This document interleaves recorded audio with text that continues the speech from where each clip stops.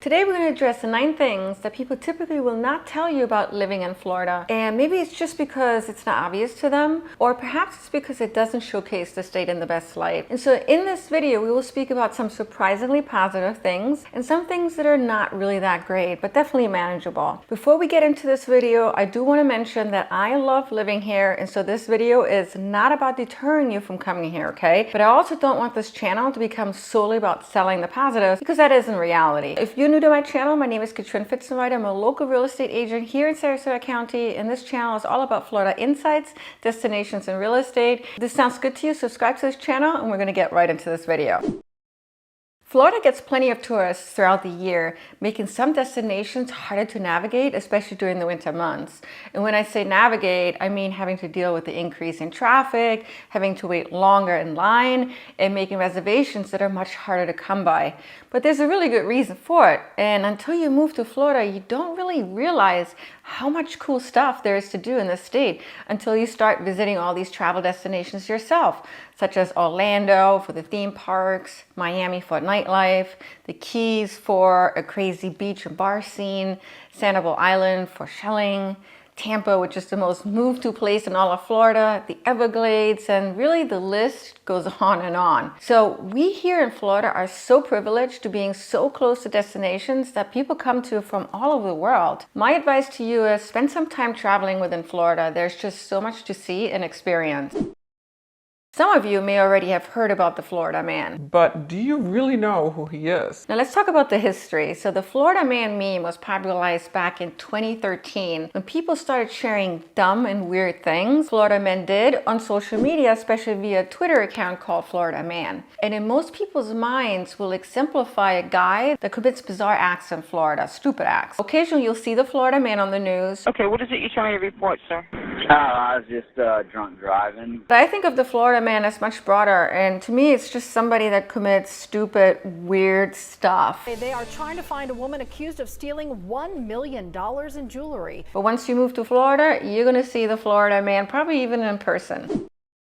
Every so often, we have red tide on the Gulf Coast. We had an outbreak in the summer of 2021, so last year, and one previously in 2018. What exactly is red tide? Well, it's when colonies of algae, which are simple plants, grow in the water and multiply more than normal. Scientists refer to this as harmful algal bloom. As the algae grows in density, the water changes in color. Now, red tide occurs across the entire world, so it isn't just a challenge here in the US or in Florida. Now, in the US, it's typically found in the Gulf of Mexico, Gulf of Maine, and California. Now, the cause of red tide is controversial, but typically it is said to occur due to different weather patterns, wind direction, climate change, and pollution.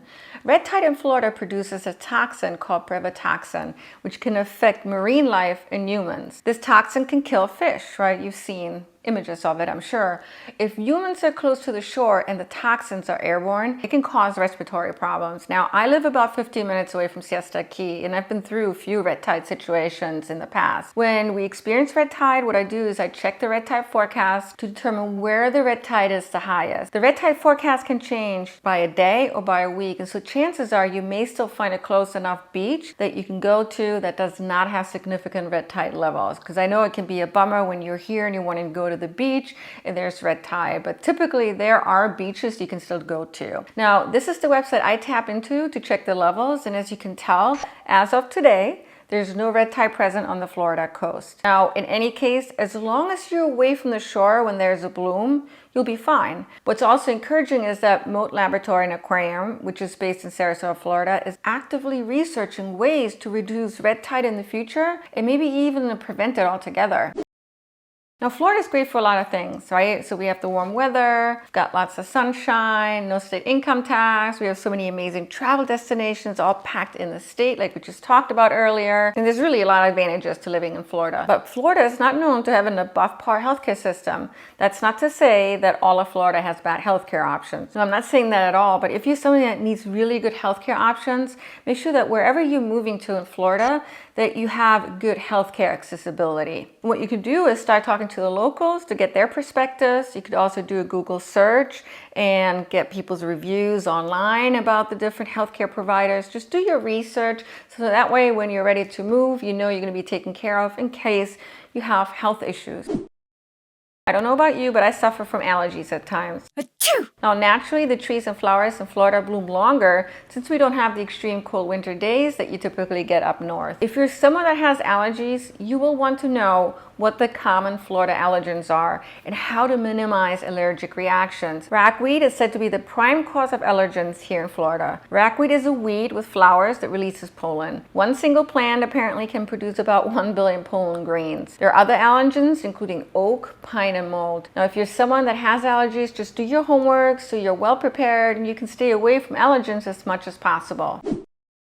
In Florida, you do not need a permit to buy a gun. There's some requirements though that you'll need to meet, right? So you will have to be at least 21 years old and you have to be eligible to purchase a firearm, meaning you have to be a Florida citizen and either American or green card holder to purchase a handgun. There are 10 categories that makes a person ineligible to buy or own a handgun, which includes being a felon or an illegal resident. But you don't need a permit to purchase and you do not need to register a gun. When it comes to carrying a gun, you cannot openly carry a gun with a few exceptions, which includes when lawful hunting or practicing in an indoor range. Now, gun laws in Florida may be changing in the future. Now, you've probably seen the recent news where Governor DeSantis is planning on passing the constitutional carry gun law. Per the National Association of Gun Laws, constitutional carrying gun law is defined as any law-abiding adult who's legally able to possess a handgun should be able to carry that handgun openly or concealed without first having to pay a tax or obtain a government permit.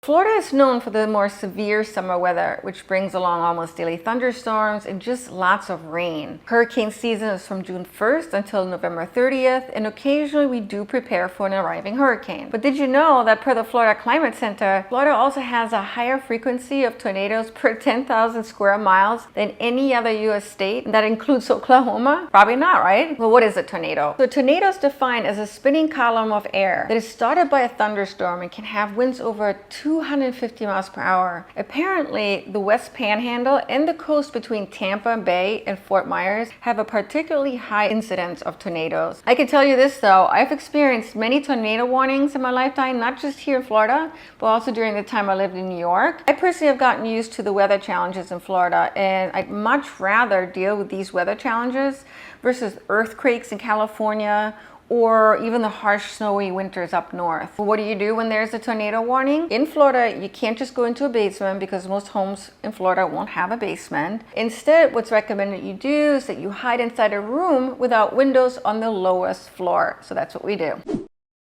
St. Augustine is the oldest continuously occupied city in America and is located right in Florida on the northern part of the eastern coast, just 45 minutes to the south of Jacksonville.